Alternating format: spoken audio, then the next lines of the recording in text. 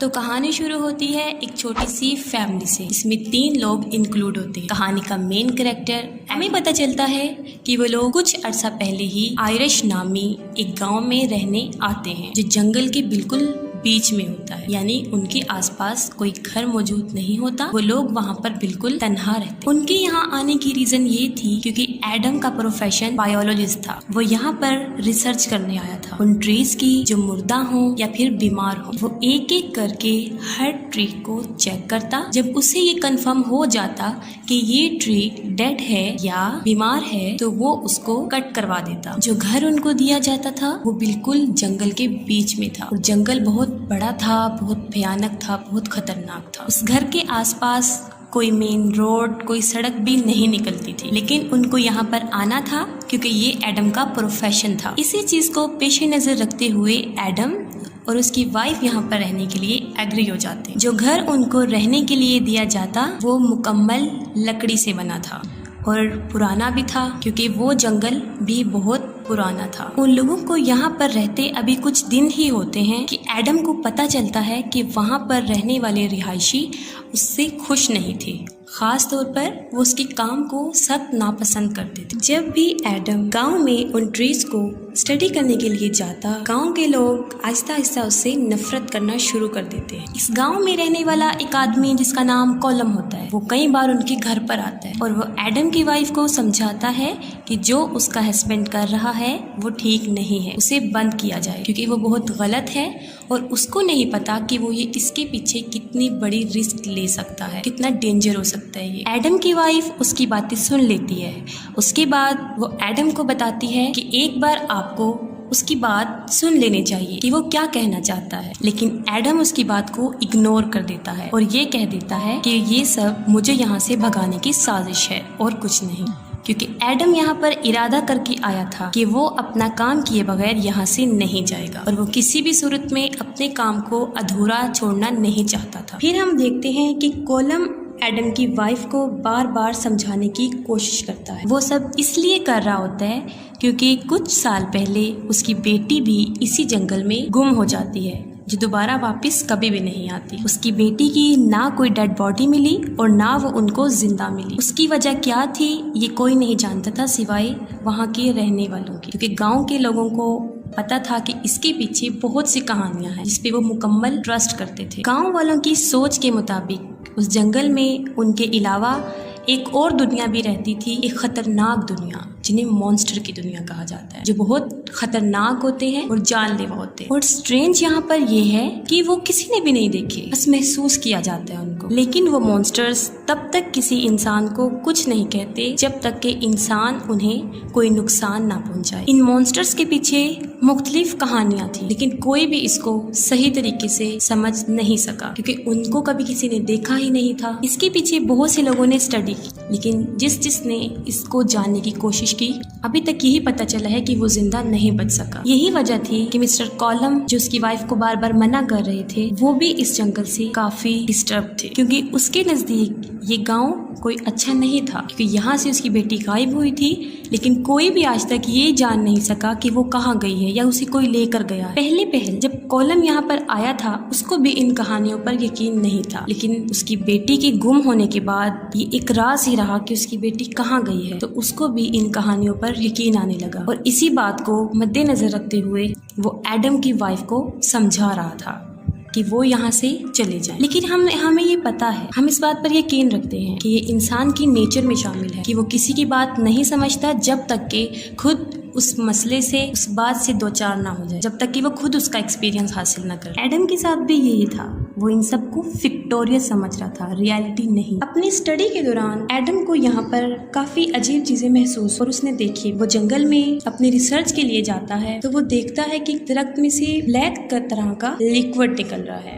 उसके बाद वो ब्लैक लिक्विड पर रिसर्च करता है। वो देखता है कि इस तरह का स्ट्रक्चर उसने आज से पहले कभी भी नहीं देखा, लेकिन फिर भी वो उसको उन मॉन्स्टर से कंपेयर नहीं करता और अपनी स्टडी को, अपनी रिसर्च को आगे बढ़ाता है। वो समझता है कि ये एक न्यू इन्वेंशन है, लेकिन हम क्या देखते हैं कि उसी रात से उनके साथ वाकयात होना शुरू हो जाते हैं, उनके साथ कुछ भयानक होना शुरू हो जाता है। उनके साथ जो पहला इंसिडेंट होता है वो ये होता है कि उनके बेबी के रूम से कुछ अजीबोगरीब आवाजें आने लगी और उसके बाद बेबी के रोने की आवाज। ये सुनकर दोनों हस्बैंड वाइफ अपने बेबी के रूम में उसे देखने जाते हैं। बेबी के रूम में आते ही वो देखते हैं कि किसी ने वहाँ पर लैंप और विंडो के शीशे को तोड़ दिया। इस सिचुएशन को देखते हुए वो फौरन पुलिस को कॉल कर देती। उसके बाद एडम को ये बात महसूस होती है कि ये किसी की शरारत है वहाँ पे रहने वालों की, जो उनको डराना चाहते हैं ताकि वो अपना काम, अपनी रिसर्च यहाँ पर छोड़कर यहाँ से चले जाएं। जब पुलिस वाला वहाँ पर पहुँच जाता है, वो सारी सिचुएशन को देखने के बाद एडम को बताता है एक अजीब बात कि ये किसी बर्ड का काम है, किसी इंसान का काम नहीं। पुलिस वाला उनको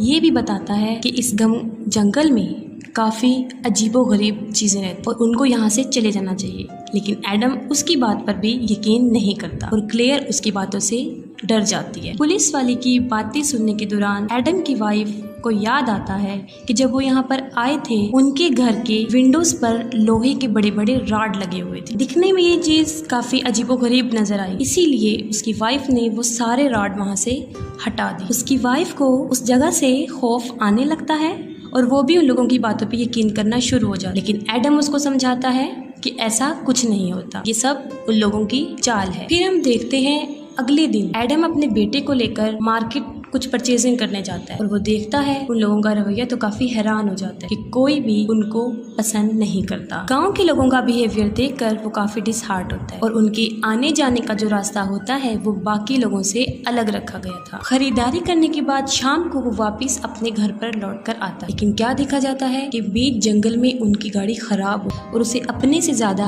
अपने बेटे की फिक्र होती है जो कार में उसके साथ होता है, और उनकी गाड़ी ठीक नहीं होती और उनको वहीं पर शाम हो जाती है और शाम तक वो आवाजें और तेज होना शुरू हो जाती है। इसके बाद वो अपनी प्रोटेक्शन के लिए डिग्गी खोलता है और उसमें से कुछ निकालता है। वो डिग्गी से सामान निकाल ही रहा होता है कि अचानक उस पे कोई चीज हमला कर देती है और वो डिग्गी के अंदर गिर जाता है और अंदर जाकर बेहोश हो जाता है और काफी देर तक वो वहीं पड़ा रहता है। और जब उसको होश आती है तो वो देखता है मैं तो डिग्गी में बंद हूँ और मेरा बेटा भी रो रहा है गाड़ी। वो अभी ये सोच ही रहा होता है कि उसको कुछ आहट महसूस होती है कि कोई गाड़ी के ऊपर चढ़ रहा है, कोई दरवाजा खोलने की कोशिश कर रहा है। वो अपने बच्चे की जान बचाने के लिए डिग्गी से निकलने की काफी कोशिश करता है, स्ट्रगल करता है, लेकिन ऐसा नहीं कर पाता। उसके बाद वो पिछली सीट को फाड़ देता है और उसमें से सुराख करके अपने बेटे को वहाँ से निकाल देता है और अपने बेटे की जान बचा लेता है। उसके बाद वो अपने बेटे को लेकर वापस घर आ जाता है और काफी डिसअपॉइंट होता है कि अब उसको भी ये कहानियां सच लगने लगी कि उसके साथ लाइव इंसिडेंट हो चुका था। वो काफी अजीब होता है, अपने गन लेता है और फौरन पुलिस को फोन करता है। ये सब माजरा देखकर क्लेयर बुरी तरह डर जाती है। उसकी थोड़ी ही देर बाद हम देखते हैं कि घर में लाइट ऑफ हो जाती है और वो लोग पूरी तरह डर जाते हैं क्योंकि वहाँ पर उन्हें किसी के मौजूद होने का एहसास हो। उसके बाद एडम भी उस जगह को छोड़ने का फैसला कर लेता है। वो अपनी बीवी को कहता है कि वो कुछ जरूरी सामान अपने साथ ले ले क्योंकि आज रात उनको वो जगह छोड़नी है क्योंकि वो यहाँ से जा रहे हैं। एडम सोचता है कि हमारी हेल्प करने वाला यहाँ कोई नहीं है, तो मैं अपने बेबी और अपनी वाइफ को लेकर खुद ही गाड़ी ड्राइव करूंगा और उन्हें यहाँ से ले जा। अभी वो अपने घर से निकल ही रहे होते हैं कि वो देखते हैं उनके आसपास मॉन्स्टर्स हैं। उन्हें ऐसा फील होता है लेकिन वो उनको नजर नहीं आती क्योंकि वो अंधेरे में रहते। इस दौरान उनका डॉग गुम हो जाता है जिससे वो मजीद खौफजदा हो जाते हैं। किसी तरह बड़ी मुश्किल से वो अपनी गाड़ी की तरफ जाते हैं और एडम उसको स्टार्ट करने की कोशिश करता है। उनके इर्द गिर्द बहुत से मॉन्स्टर्स थे और अब वो उनको नजर आने भी लगे थे और वो उन लोगों को मजीद डरा रहे थे, जिससे क्लेयर बहुत ज्यादा डर जाती है और उसके हाथ से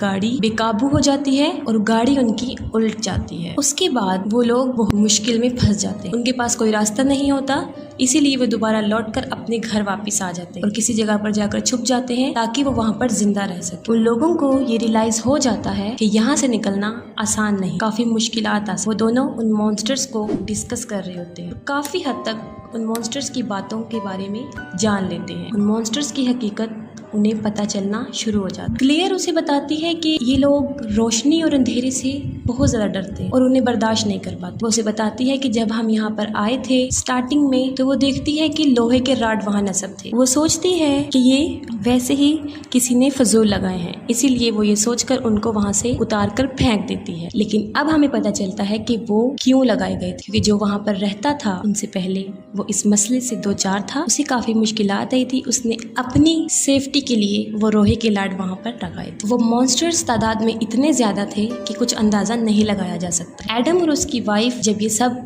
बातें कर रहे होते हैं तो उन्हें अपने आसपास कुछ आहट महसूस होती है कि जैसे वहाँ पर मॉन्स्टर्स हैं। एडम उठता है और दरवाजे से बाहर झांकता है और देखता है कि वहाँ पर क्या चीज है। वो अभी देख रहा होता है कि अचानक से एक लंबी सी सुई उसकी आंख में चली जाती। उसके बाद एडम बुरी तरह पीछे गिर जाता है क्योंकि उसकी आंख काफी जख्मी हो जाती है और उसमें से खून आने लग जाता है। और वो सुई किसने डाली थी? वो उन मॉन्स्टर्स का ही काम था। वो कहते हैं कि हमें सुबह तक जिंदा रहना है क्योंकि सुबह की रोशनी में वो कभी इन पर हमला नहीं कर सकेंगी और वो यहाँ से चले जाएंगे। लेकिन उनके ऊपर ये रात बहुत भारी थी और उनके लिए गुजारना काफी मुश्किल था। वहाँ पर लाइट मौजूद नहीं थी और ये देखते हुए एडम बेसमेंट में जाता है और रोशनी के लिए जनरेटर को स्टार्ट करना शुरू कर देता है। वो जनरेटर स्टार्ट कर रहा होता है कि उसको अपने अंदर कुछ स्ट्रेंज सी चेंजिंग फील होना शुरू हो जाती है कि जैसे उसकी बॉडी में कुछ चेंजिंग आ रही है, कुछ हो रहा है उसके साथ। उसकी वजह ये थी कि उन मॉन्स्टर्स ने उसकी आंख में उस सुई के जरिए कुछ डाल दिया था। वो फौरन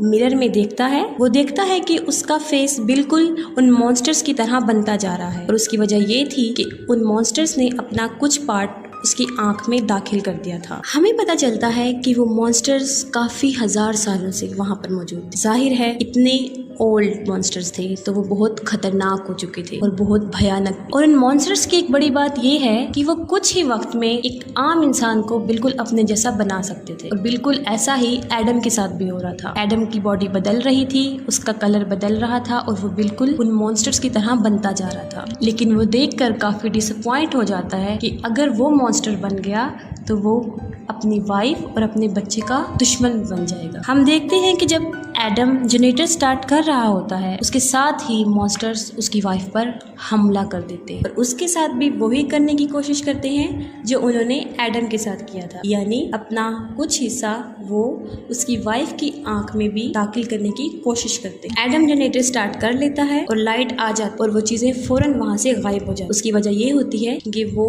रोशनी में नहीं आती। एडम बिल्कुल चेंज हो रहा था, जैसे कि उसकी आंख, क्योंकि उन्होंने आंख में अपना हिस्सा शामिल किया था, उसकी आंख बिल्कुल बदल गई थी, उसका रंग बिल्कुल बदल गया था, लेकिन वो अंदर से एक इंसान ही था अभी तक। इसके बाद वो अपनी वाइफ के पास जाता है और वो उसको कहता है कि ये मॉन्स्टर्स हमें सिर्फ हमारे बेबी की वजह से तंग कर रहे हैं। उन मॉन्स्टर्स का यहाँ आने का मकसद फिन को यहाँ से ले जाना। हम ऐसा करते हैं कि उसको प्रोटेक्ट कर लेते हैं, उसको हम अलमारी में छुपा देते हैं और इस तरह वो बच्चे को अलमारी में रख देते हैं। कुछ देर के लिए वहाँ पर अमन हो जाता है, लेकिन थोड़ी ही देर बाद वो नोट करते हैं कि अलमारी में से उनके बच्चे की आवाज़ नहीं आ रही और वो काफ़ी एजिटेटेड हो जाती है, फरी हो जाती है और एडम के लाख मना करने के बाद भी वो उस अलमारी के दरवाजे को खोल देती है जहाँ पर उनका बच्चा लेटा होता है। वो जैसे ही अलमारी खोलती है वो एक अजीब चीज देखती है कि एक बहुत भयानक मॉन्स्टर्स, एक काले रंग का मॉन्स्टर्स उनके बच्चे को वहाँ से ले जा रहा है। हालांकि अलमारी में से कोई ले जाने की जगह नहीं थी, तो वो कहाँ से ले जा रहा था? वो दीवारों में से उनके बच्चे को ले जा रहा था। वो दोनों अपने बच्चे को बचाने की काफी कोशिश करते हैं, उसके पीछे भागते हैं,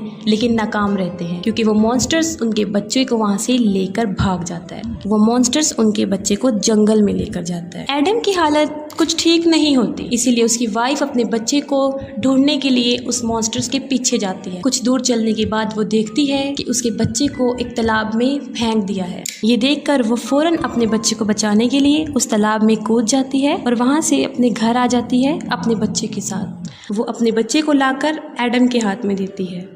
एडम अपने बच्चे को लेता है और वो नोटिस करता है और कहता है अपनी वाइफ को कि ये हमारा बच्चा नहीं है। हालांकि वो बच्चा बिल्कुल उनके बेटे जैसा ही था, लेकिन ये एडम को नजर आ रहा था कि ये उनका बच्चा नहीं है। एडम के साथ शायद इसलिए ऐसा हो रहा था क्योंकि वो भी अब उन मॉन्स्टर्स की तरह बनता जा रहा था, क्योंकि वो बीमार हो गया था। इसीलिए वो उस बच्चे को मारने की कोशिश करता है। ये देखकर उसकी वाइफ उस पर हमला करती है, उसे जख्मी कर देती है और अपने बच्चे को लेकर वहाँ से भाग जाती है। उसकी बीवी सोचती है कि शायद अब एडम भी उन मॉन्स्टर्स की तरह बन गया है, इसीलिए वो उसको वहाँ से लेकर भाग जाती है। साथ ही एडम भी अपने बच्चे की और बीवी की तलाश में निकल जाता है। हमने आपको बताया था एक शख्स कॉलम जिसकी बेटी जंगल में गुम हो गई थी। अब वो बच्ची सामने आ जाती है और एडम का बच्चा उसके हाथ में होता है। उसके बाद देखता है वो चारों तरफ से उसको मॉन्स्टर्स ने घेर लिया है और वो उन सबसे लड़ता है और अपने बच्चे को उनसे ले लेता, क्योंकि वो सोच रहा था कि उसकी बीवी के पास जो बच्चा है वो उनका नहीं है। उसके बाद एडम को उसकी बीवी और उसका बच्चा मिल जाता है। वो उसको यकीन दिलाता है कि तुम एक दफ़ा मेरे ऊपर भरोसा करो और देखो ये बच्चा हमारा नहीं है। उसकी बीवी के लिए ये सोचना काफ़ी मुश्किल था क्योंकि वो बिल्कुल बच्चा उनके अपने बच्चे जैसा था, हूबहू, वही कपड़े, वही चेहरा। लेकिन वो एक आखिरी बार एडम पे भरोसा करती है और उसके सामने आ जाती है। उसके बाद वो बच्चा जो एडम के पास होता है वो उस बच्चे को लेती है और वहाँ से फौरन भाग जाती है। एडम वहाँ पर खड़ा रहता है और फौरन वहाँ पर सब मॉन्स्टर्स आ जाते हैं, उस पर हमला कर देते हैं और उसको जान से मार देते हैं। उसके बाद दोबारा रात हो जाती है। एडम बिल्कुल सही कह रहा था कि वो बच्चा उनका नहीं है क्योंकि मॉन्स्टर्स धूप में जल जाते हैं, इसलिए वो बच्चा उस धूप में जल गया था। एडम का अंदाजा बिल्कुल ठीक था कि अगर वो अपने बच्चे को वहाँ छोड़ देती, उस बच्चे को ले जाती, तो वो अपने हकीकी बच्चे को वहाँ पर खो देती। ऐसा उन्होंने इसलिए किया था क्योंकि उन मॉन्स्टर्स का टारगेट होता है कि बच्चे को उठाकर ले जाते हैं और उन्हें अपनी दुनिया में ले जाते हैं, लेकिन इस बार वो नाकाम।